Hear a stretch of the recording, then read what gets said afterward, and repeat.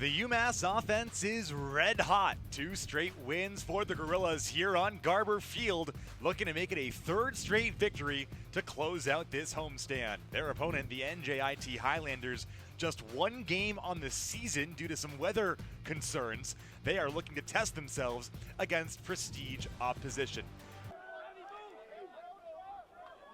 UMass possessing, quick try, there's the goal. Bouncer fired home by Charles Kurtz, and it's 1-0 Minutemen.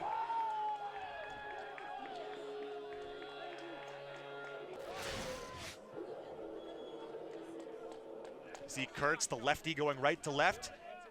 Fires one, it goes right past the right leg of Cardilla.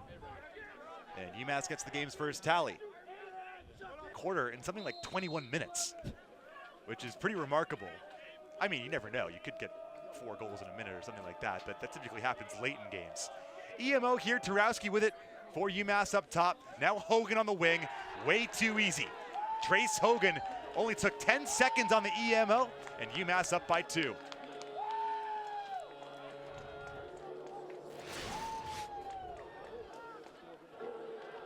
Quick release, just skims it home. He's been showcasing that shot all year long. UMass 30 goals their last 2 games, just 2 here so far. Good pick up top, charging down, that leads to the goal. Finished off well by Brian Jackman. Just a 2-man pick and roll, and Jackman does the rest. Yeah, as mentioned earlier, something new for UMass this year is they do have such a versatile offense where you have so many different guys who could score for them rather than just relying on 1 or 2 for offensive star power. 10 on the clock, fired across. Granara flings it to the crease. They score! Drunzik picks it up and finishes it off.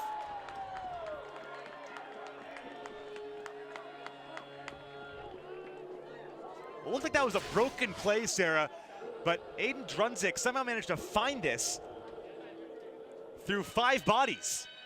Oh my gosh. And I don't think Cardilla ever saw that. Talk about an accurate shot right there. It's 100% on their clears today as well. Here is Trace Hogan, question mark, didn't see it. Cardilla caught blind, and Trace Hogan fires one home, 5-0.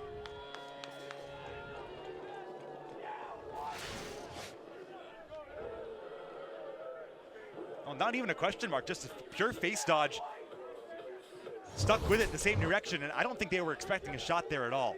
Definitely not. Yeah, he is just such an explosive playmaker. He can score or he can facilitate, and you just don't know what he's going to do. He's very creative and very fun to watch.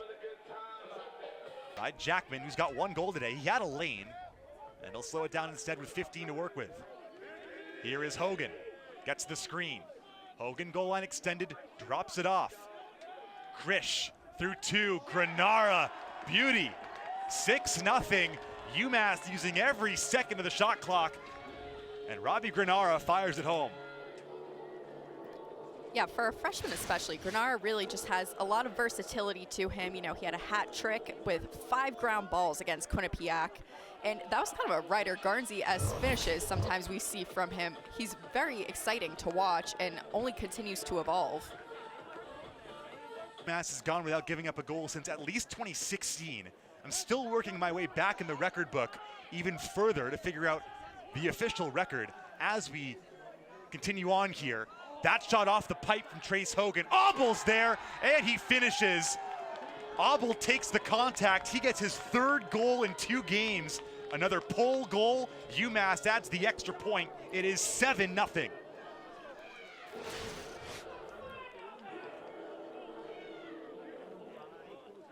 Aubel's just fearless, especially with the pole, and it's just something you don't often see, and you can imagine it probably means a lot to his team that he has the green light because he's just spot on with it.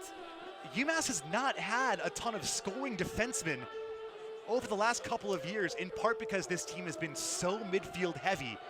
Coming towards the sideline, flicked blindly, and UMass picks it up, and here they come again. UMass with numbers. Down they come. Granara! Snipe City! And that's what Eric Wolf was talking about. You don't want to give UMass those opportunities in transition, but that is their bread and butter right there, and they capitalize immediately. Well, Robbie Granara didn't have a ton of space to fit that one in. He went top corner and down, and UMass is flying. UMass is playing on shorter rest than NJIT, although not necessarily NJIT's fault. They had a game last weekend pushed off. Hogan, easy feed, back post, they score. Easy finish that time for Matty Cargiulo. UMass back up by 8.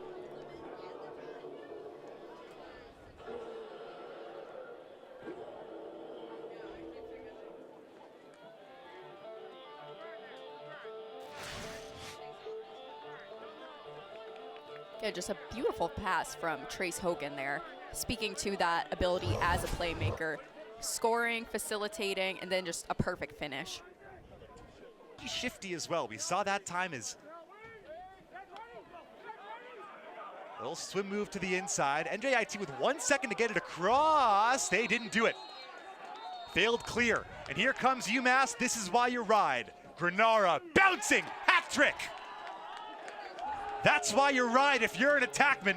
Granara gets his 3rd of the day. UMass up 9.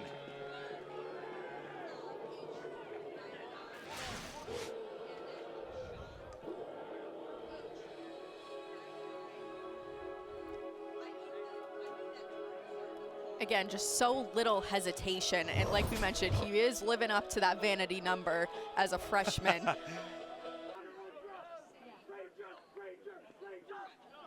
Here is Jackman, spins round 1 and picks his corner. He goes over the head that time of Cardilla. 2nd of the game, and UMass up by 10.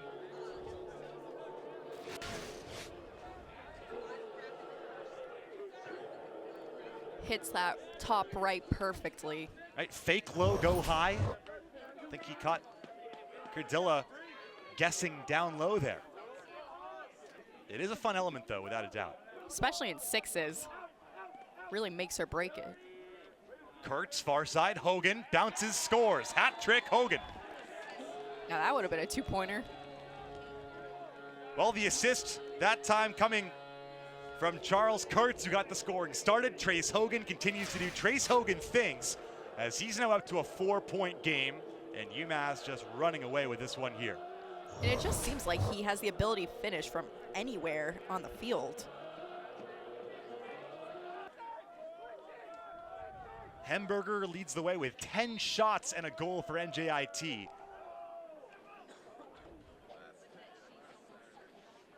As that shot is saved by Mazzarello, and he'll run it out, and that will do it.